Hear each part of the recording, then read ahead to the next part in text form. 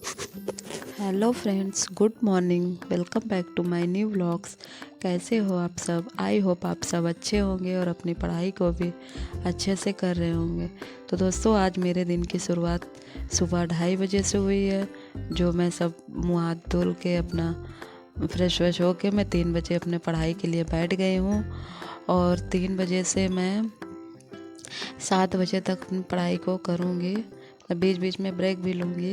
बीच में कभी क्या हो जाता है कि बच्चा मेरा जग जाता है, तो उसके कारण भी मेरा ब्रेक हो जाता है। तो मैं 2.5 से 3 घंटे की स्टडी मतलब अच्छे से कर लेती हूँ मॉर्निंग में।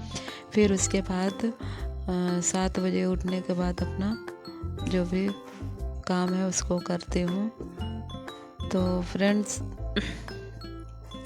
अगर हम चाह लें कि हमें सुबह में 2 बजे या 2:30 बजे उठना है तो हम उठ सकते हैं। देखिए, कोई भी चीज़ नामुमकिन नहीं होता। अगर हम चाहें तो उसको मुमकिन कर सकते हैं। तो आप लोग को भी, अगर हाउसवाइफ है, बच्चे हैं, अगर आप लोग भी अपना दिन में टाइम नहीं निकाल पा रहे हैं पढ़ने के लिए, तो आप लोग देर रात तक पढ़ करके अपना मतलब पढ़ाई को कर सकते हैं, या तो सुबह में जल्दी उठ करके। देखिए, अगर सपने देखें और सपना पूरा करना है तो हमें रातों से भी लड़ना होगा। मतलब नींद तो हमें कम से कम लेनी होगी। तो नींद कम से कम लेनी होगी, तभी हमें टाइम नहीं मिल पाएगा। और ऐसा नहीं है कि हमें दिन में अच्छे से टाइम मिल पा रहा है कि हम अपना पढ़ाई दिन में कर लें और रात में अच्छी सी नींद भी ले लें। तो ये नहीं हो पाएगा, क्योंकि हम हाउसवाइफ हैं, हमारे बच्चे हैं। तो हम कितना भी लाख कोशिश कर लें, वो हमारे मतलब बस की बात नहीं है, या तो हम टाइम नहीं निकाल पाते। दिन में आप कितना भी कोशिश कर लीजिए तो कम से कम ही टाइम मिल पाता है। तो इसलिए हमें सुबह का मतलब सुबह में जल्दी उठ कर के अपने 2 से 3 घंटे की पढ़ाई को करना होता है। तो वही मैं करती हूँ। 3 बजे उठ कर के अपना पढ़ाई करूँगी, उसके बाद 3 से 4 घंटे अपने स्टडी करूँगी। कभी 3 घंटे भी हो जाता है, कभी 2.5 घंटे भी हो जाता है, क्योंकि बच्चा है, कभी बीच में जग जाता है तो उसमें फिर पढ़ाई नहीं हो पाती है। फिर भी कोशिश करती हूँ 2 घंटे से ज़्यादा ही मैं पढ़ाई सुबह में कर पाऊँ।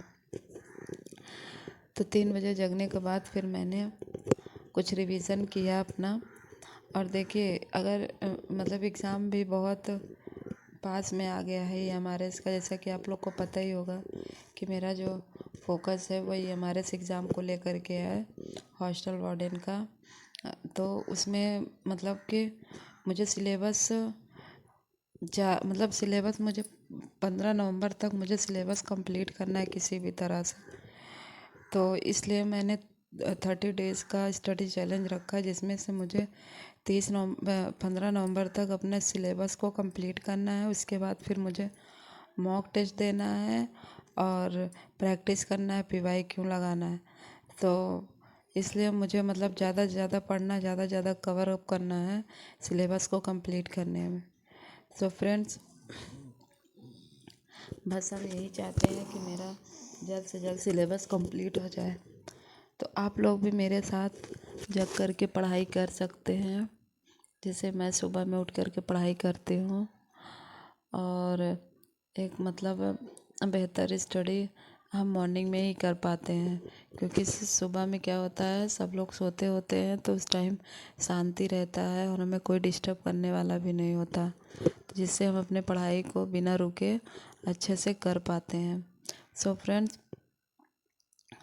ये जो 30 डेज़ का मैंने स्टडी चैलेंज रखा हुआ है, जिसमें से आज मेरा फर्स्ट डे है, और मैं 15 नवंबर तक सिलेबस कंप्लीट करूँगा। मैंने स्ट्रेटजी अपना बना लिया है, मुझे कब कब क्या क्या करना है, क्या क्या सब्जेक्ट मतलब कौन कितने टॉपिक को रखना है, जिससे मेरा 15 नवंबर तक सिलेबस कंप्लीट हो जाए। तो मैं कभी भी चैलेंज रखती हूँ तो मैं पहले उसका एक मतलब कि स्ट्रेटजी बना लेती हूँ, या तो हम कहें कि डेली डेली का टारगेट मैं पहले से फिक्स कर लेती हूँ, एक चेन टाइप बना लेती हूँ कि मुझे इस दिन इतना इतना टॉपिक कवर करना है। अगर हम ऐसा कर लेते हैं तो हम अपना मतलब टारगेट को मतलब कंप्लीट कर पाते हैं। सो फ्रेंड्स, आप लोग भी ऐसा करके देखिए, बहुत ही ज़्यादा मतलब आप लोग को भी हेल्पफुल हो मिलेगी। और फ्रेंड्स, मैं कितने घंटे मतलब कि कब सोती हूँ कब जगती हूँ, तो ये मैटर नहीं करता कि हम कितना घंटे पढ़ते हैं, कब सोते हैं कब जगते हैं, कितने घंटे सोते हैं कितने घंटे पढ़ते हैं। देखिए, सबका मतलब अपना अपना टाइम होता है। कोई 4 से 5 घंटा पढ़ता है तो कोई 7 से 8 घंटा भी पढ़ता है। अगर किसी का सिलेक्शन 4-5 घंटे में पढ़ के भी हो जाता है और किसी का सिलेक्शन 8 से 10 घंटा पढ़ने के बाद भी नहीं होता। तो अपना अपना पढ़ने का माइंड होता है, मतलब कि हम किस मतलब लय में पढ़ रहे हैं या कितना कंसंट्रेट होकर के पढ़ रहे हैं। देखिए, पढ़ाई में कंसंट्रेशन सबसे ज़्यादा मतलब महत्वपूर्ण भूमिका निभाती है। अगर हम कंसंट्रेट होकर के 2 घंटे भी अच्छे से पढ़ाई कर लेते हैं तो हम 4 घंटे अगर ऐसे भी पढ़ते रहेंगे तो उसके बराबर हो जाता है। इसलिए सबसे ज़्यादा हमें कंसंट्रेट होकर के मतलब अपने आप को एकदम एकाग्रता के साथ अगर हम पढ़ाई करें कंसंट्रेट होकर के, तो हम कम से कम समय में भी हम अपने पढ़ाई को बहुत अच्छे से कर पाएंगे। सो फ्रेंड्स, मैं जो है ये हमारे इसका जो हॉस्टल वार्डन मतलब बहुत से हमारे फ्रेंड्स पूछ रहे थे कि जो रीजनल लैंग्वेज है वो मतलब हम कहाँ से तैयारी करें। तो रीजनल लैंग्वेज भी मैंने बताया था कि एसएससी कलाम जो चैनल है यूट्यूब पे, जो फ्री में क्लासेस चल रहा है, तो वहीं से मैं क्लासेस करती हूँ।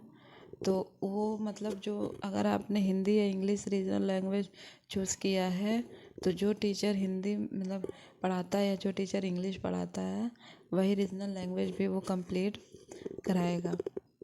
तो अगर आप लोग मतलब इस रीजनल लैंग्वेज को लेकर के बहुत ज़्यादा कंफ्यूज हैं तो ये मतलब वीडियो आप लोग मतलब एसएससी कलाम पे जा कर के सर्च करके आप लोग देख सकते हैं। तो ऐसे भी किसी भी चैनल पे आप लोग सर्च करके देख सकते हैं।